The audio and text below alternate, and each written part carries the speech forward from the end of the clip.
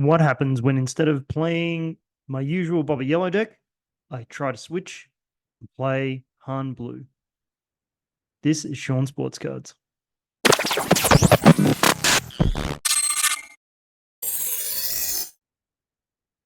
Hey everybody, my name is Sean and I am not great at Star Wars Unlimited. And I was so not great at Star Wars Unlimited that I thought I'd try something a little bit different, which is I switched decks. I've played a few different decks since starting. I've dabbled with Iden. I've dabbled with what else have I played? Oh, Sabine, quite a bit of Sabine, Sabine Green, obviously Boba Green, Boba Yellow. But I wanted to give Han a try because I really thought the hero ability, the ability to add that extra resource at a time of your choosing was really great. So I grabbed a deck list from a friend of mine, Daralak, who has already got quite a few shout outs. So we don't need to give Daralak any more shout outs lest he get a bit of a big Belgian head. So shout out to Jay. Hope you're watching. But I think sorry, so it's Maddie Katon Maddie's deck, but it sort of started with Daralak. So this is my first few games with it. And you can definitely see that's my first few games. But if you've not had the experience, if you don't know what Han Blue looks like, hopefully you can pick something up, and definitely me talking through it, I'll learn some things as well.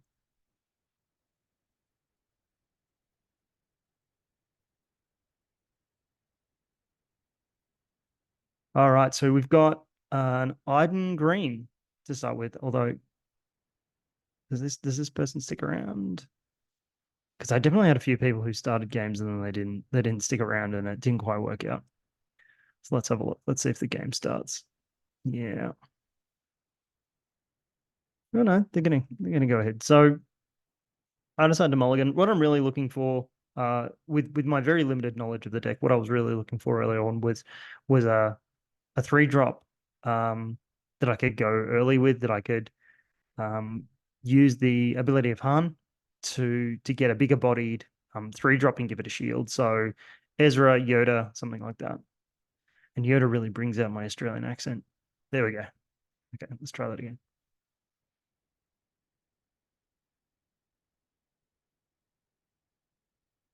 Okay, so my first go with Han Blue was against a Chirrut Red.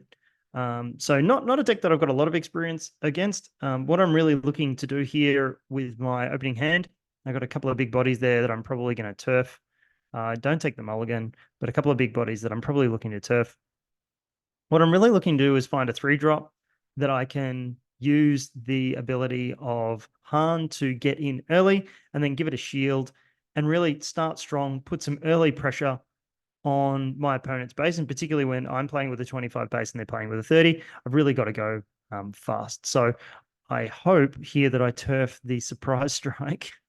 Let's see what I do. I played this game a few days ago, and I've flown halfway across the world since then. So we'll it'll be like me watching a fresh game and commenting on it. So yeah, I do that. So I've got the Yoda in place. My Australian accent really comes through when I say Yoda. 2 vigilances. Don't probably need 2 6-drop vigilances.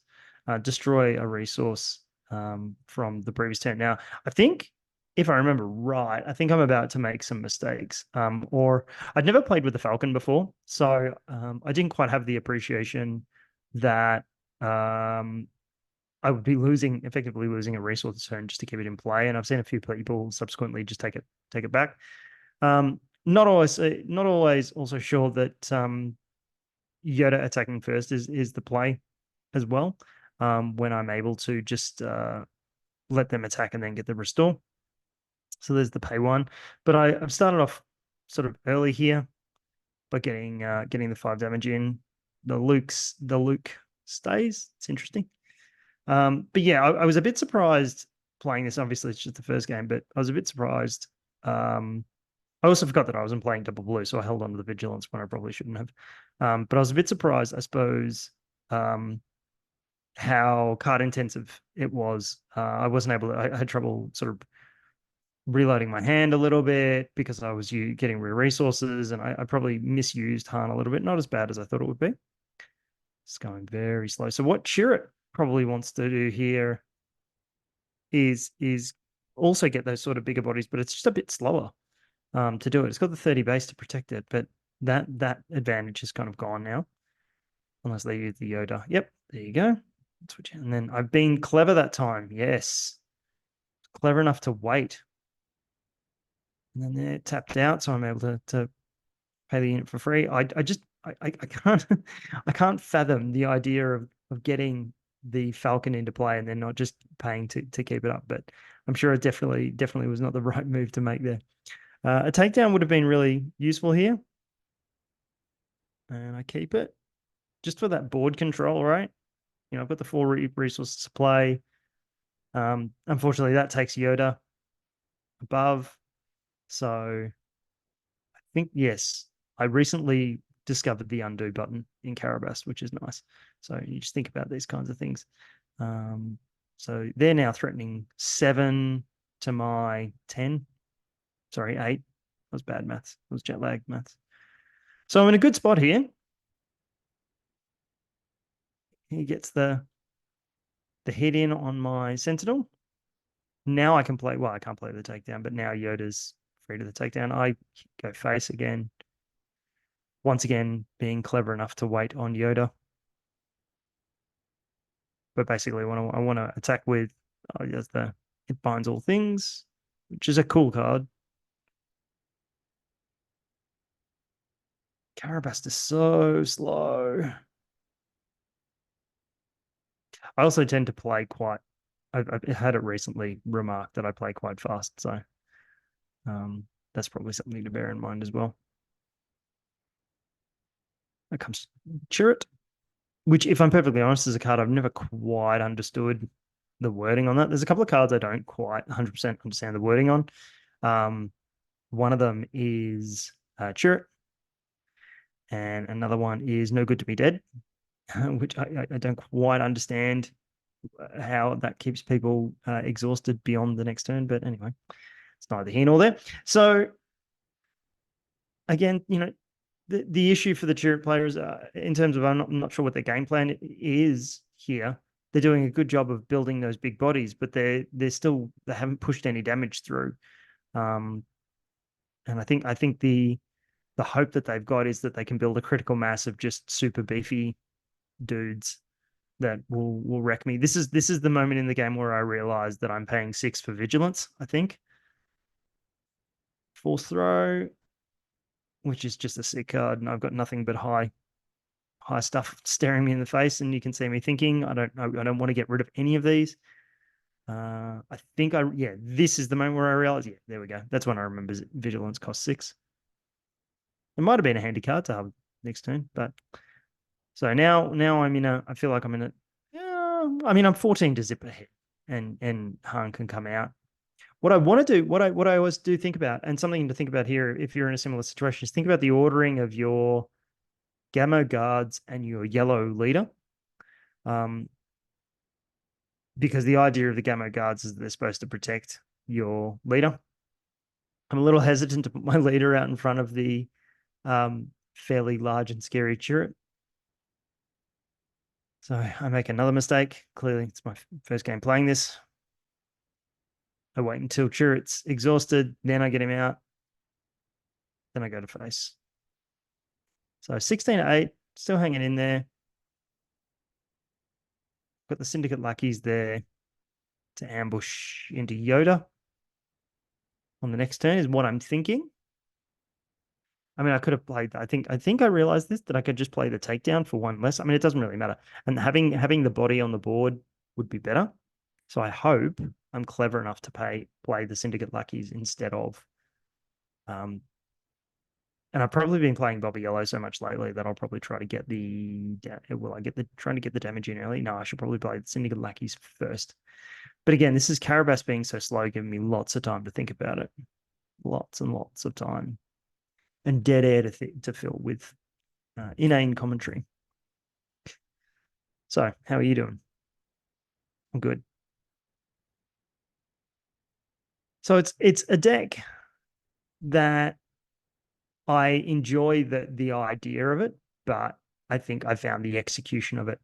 I think it's a very good deck in the right hands. is what I'll say about Han Blue. But it's not necessarily as intuitive a deck to me as saying this is where I'm wondering whether I've done something wrong and if I needed to hit pass or something like that. Yeah, I don't find it as intuitive a deck to play as say Sabine Green, which has a fairly straightforward, game plan, or Boba Green can be a little bit difficult to play because um, there you go, opponent forfeited due to inactivity. Take the win. So there we go, game one.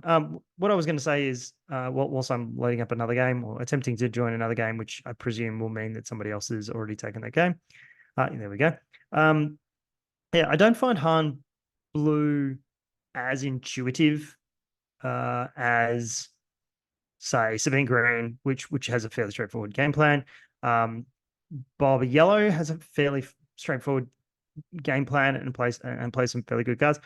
Boba Green, and I've heard a couple of other players say this as well, is not a straightforward deck to play. It plays great cards. It's a good cards deck, but at least the pressure of it, the difficulty I find with Boba Green is the sequencing of your stuff and knowing what you want to do, and obviously working out whether you control beatdown and things like that. So this is an Ezra try. I've got Boba Blue, which is an interesting combination when you can play Boba Green or you could play Boba Yellow. Opting for Boba Blue and playing that more controlling version of Boba is interesting.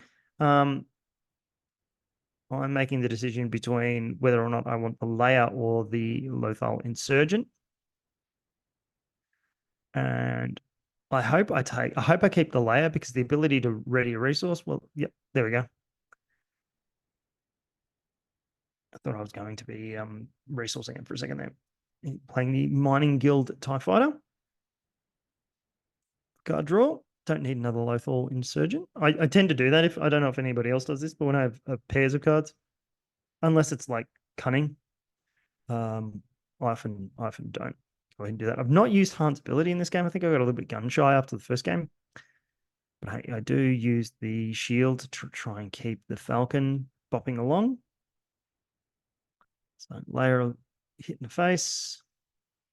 Falcon hit in the face. So a little bit of early tempo. He's threatening 4. I'm threatening 5. Do I want to pay 1? Oh, this sucks. Oh, it sucks to do it. It's shielded though. I'm committed to doing that. So we have a pair of Ezras, a pair of layers. All 3 of my layers are there. And that's what guides that line of thinking is that's too much layer. And takedown kills my Falcon, which is a bummer. And this is one of the downsides. One of the downsides for me of the 25 health security complex is it's not that hard to get. And I found this. Sorry, let me finish the sentence. It's not that hard to get rid of characters with shields.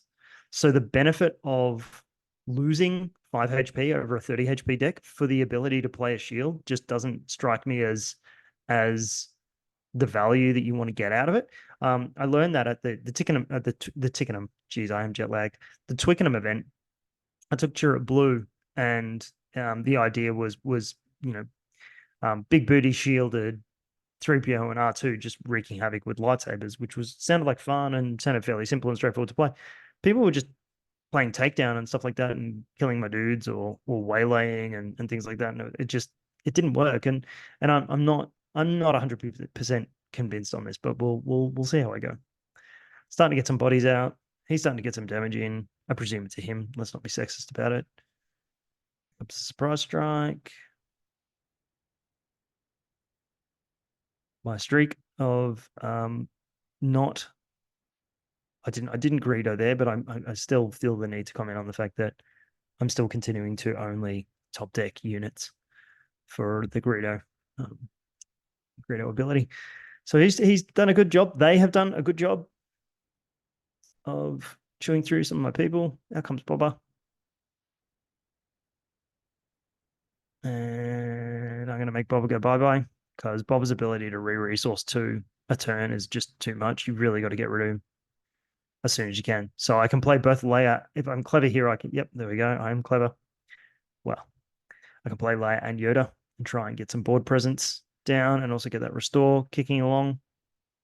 He goes with the seventh. You know this. You can see this. What am I talking about? So I'm really just sort of trying to churn through cards, and this is what I mean. I suppose I haven't even really done it all that much in terms of using the Han ability, but I just found that I'm just running low on cards. So I should get rid of the Spark because Spark is less valuable right now than Surprise Strike. Okay, good for you, Sean. So I would have thought the tempo of going 3, 2, and 2 would have been more useful. But we'll see what we do with the Spark. Vigilance. Cool. They're great cards. Vigilance, Cunning, and Aggression, and the green one, which I don't own. That's why I was doing that. I was scared about it. I knew he was playing control, so I knew something big was coming, and there was nothing I could do about it. So, and once again, I don't play Han for reasons only known to me. Now I can protect him. I want to come out with Chewie. I suspect what I'll do is come out with Chewie and then come out with Han because I'll realize that I've come this far into the game and not come out with Han. Yoda old Master bites the dust as well. Thank you, Power of the Dark Side. Something happened to my Chewie. Oh, Chewie got Power of the Dark Side as well. Man, control decks suck. No, they're not a negative play experience. They're just suck to play against, particularly when they played very, very well. There's another replay that I'll follow up with later this week that'll demonstrate that how I feel when I play against a proper harder control deck. So still, I mean, the biggest problem that I've got right now is I'm just not getting through cards. I just, you know, just don't have a hand. I just don't have enough stuff to keep going with. So I suspect, you know, my opponent with 6 cards Troy will be able to start to get some. Oh, there's the Avenger. That'll do it as well. So down comes the Avenger to do Avenger things. It's just a brutal card.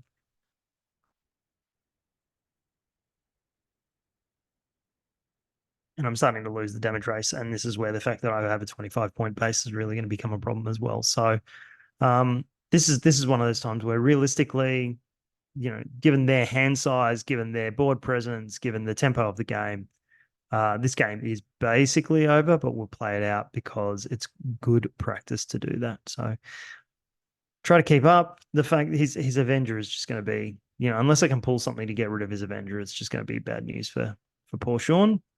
And he comes within 1 of killing my deck. And then does he finish the game? I mean, that's just unnecessary, isn't it? Come on, Troy. Don't be like that. Finish the game, man. There we go. Okay, so couple of first games with Han Blue. Probably played suboptimally, but again, you know, my fears for the deck are it doesn't quite go big and scary enough and fast enough as I would like it to. Probably doesn't fit my style in that regard.